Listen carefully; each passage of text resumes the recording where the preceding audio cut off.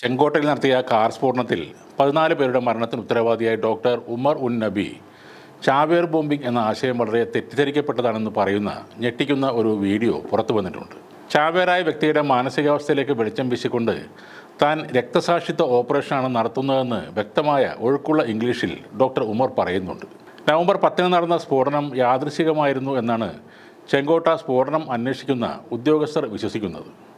എന്നാൽ വലിയ തോതിലുള്ള ഒരു ചാവേർ ആക്രമണമാണ് ഡോക്ടർ ഉമർ യഥാർത്ഥത്തിൽ അവിടെ പ്ലാൻ ചെയ്തിരുന്നത്. വീഡിയോയിൽ ഡോക്ടറിൽ നിന്ന് ഭീകരവാദിയായി രൂപം മാറുന്ന ഉമർ ആ ബോംബിംഗ് എന്ന് വിളിക്കപ്പെടുന്ന യഥാർത്ഥത്തിൽ ഇസ്ലാമിലെ ഒരു രക്തസാക്ഷിത്വ ഓപ്പറേഷൻ ആണെന്ന് വിശദീകരിക്കുന്നുണ്ട്. രക്തസാക്ഷിത്വ ഓപ്പറേഷൻ എന്നാൽ ഒരു പ്രത്യേക സ്ഥലത്ത് ഒരു പ്രത്യേക സമയത്ത് താൻ മരിക്കാൻ പോകുന്നുവെന്നൊരു വ്യക്തി തീരുമാനിക്കുകയാണ്. ചെങ്കോട്ട സ്ഫോടനം ആസൂത്രണം ചെയ്ത വൈറ്റ് കോളർ ഭീകര മൊഡ്യൂളിലെ ഏറ്റവും തീവ്രവാദിയായ അംഗമാണ് ഡോക്ടർ ഉമർ. നവംബർ 10 ചരിത്ര സ്മാരകത്തിന് സമീപത്തുള്ള തിരക്കേറിയ റോഡിൽ നടന്ന സ്ഫോടനത്തിൽ 14 പേർ കൊല്ലപ്പെടുകയും 20-ലധികം പേർക്ക് പരിക്കേൽക്കുകയും ചെയ്തു. സ്ഫോടനത്തിൻ്റെ ആഘാതത്തിൽ കടമുറികൾ തകരുകയും തലസ്ഥാനത്തെ ഏറ്റവും തിരക്കേറിയ പ്രദേശങ്ങളിലൊന്നായ ഓൾഡ് ഡൽഹിയിൽ പരിഭ്രാന്തി പരക്കുകയും ചെയ്തു. പാകിസ്ഥാൻ ആസ്ഥാനമായുള്ള ജെയ്ഷെ മുഹമ്മദ് ഭീകര സംഘടനയുമായി ബന്ധമുള്ള ഈ മൊഡ്യൂളിൽ 9 മുതൽ 10 വരെ അംഗങ്ങൾ ഉൾപ്പെടുന്നു. അൽഫല യൂണിവേഴ്സിറ്റിയിൽ ജോലി ചെയ്തിരുന്ന 5-6 ഡോക്ടർമാരും ഇതിൽ പെടുന്നുണ്ട്.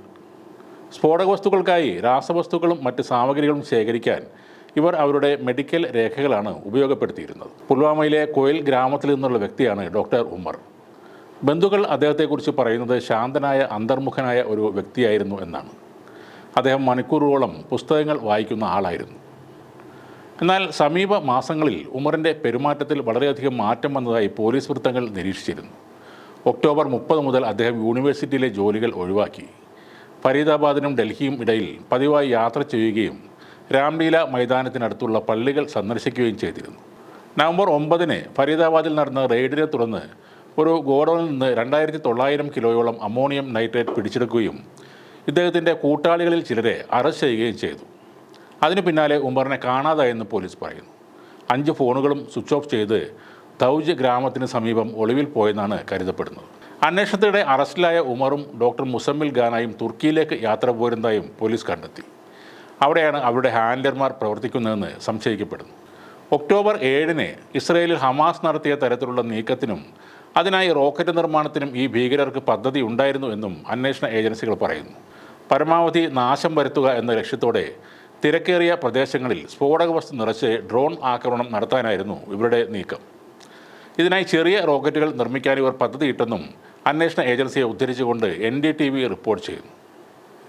കഴിഞ്ഞ ദിവസം NIA അറസ്റ്റ് ചെയ്ത കശ്മീർ സ്വദേശി ഡാനിഷ് എന്ന ജാസിർ ബിലാൽ ഡ്രോണുകളിൽ രൂപമാറ്റം വരുത്തി റോക്കറ്റ് ആക്രമണത്തിനുള്ള സാങ്കേതിക സഹായം നൽകിയെന്ന് അന്വേഷണ സംഘം അറിയിച്ചു. ഡ്രോണുകളിൽ ബാറ്ററികളും ക്യാമറയ്ക്കൊപ്പം ബോംബുകളും സ്ഥാപിക്കാനുള്ള ശ്രമത്തിലായിരുന്നു ഡാനിഷ്. ഉമറിൻ്റെ അടുത്ത അനുയായി കൂടിയാണ് അറസ്റ്റിലായ ഡാനിഷ്. കാർ ബോംബ് സ്ഫോടനവുമായി ബന്ധപ്പെട്ട് അൽഫല സർവകലാശാല അടക്കം 25 ഇടങ്ങളിൽ ED റെയ്ഡ് നടത്തുന്നു. ഭീകര പ്രവർത്തനങ്ങൾക്കായി ഫണ്ട് ശേഖരിച്ചതുമായി ബന്ധപ്പെട്ടാണ് ഫരീദാബാദ് അൽഫലാഹ സർവകലാശാലയുമായി ബന്ധപ്പെട്ട കേന്ദ്രങ്ങളിൽ ED ഇപ്പോൾ പരിശോധന നടത്തുന്നത്. ഭീകരാക്രമണവുമായി ബന്ധപ്പെട്ട് 3 ഡോക്ടർമാരുടെ പങ്ക് വെളിപ്പെട്ടതോടെയാണ് അൽഫല സർവകലാശാല അന്വേഷണ ഏജൻസികളുടെ സംശയത്തിൻ്റെ നിഴലിൽ ആയത്. ഭീകര സംഘത്തിന് സാമ്പത്തിക സഹായങ്ങൾ ലഭിച്ചതുമായി ബന്ധപ്പെട്ട് അന്വേഷിക്കാനുള്ള സർക്കാരിൻ്റെ ഉത്തരവിനെ തുടർന്നാണ് കേന്ദ്ര ഏജൻസികളുടെ ഇടപെടൽ. ഫരീദാബാദിലെ 70 ഏക്കർ വിസ്തീർണമുള്ള ഓഖ്ലയിലെ ഓഫീസും റെയ്ഡ് ചെയ്യപ്പെട്ട സ്ഥലങ്ങളിൽ ഉൾപ്പെടുന്നു.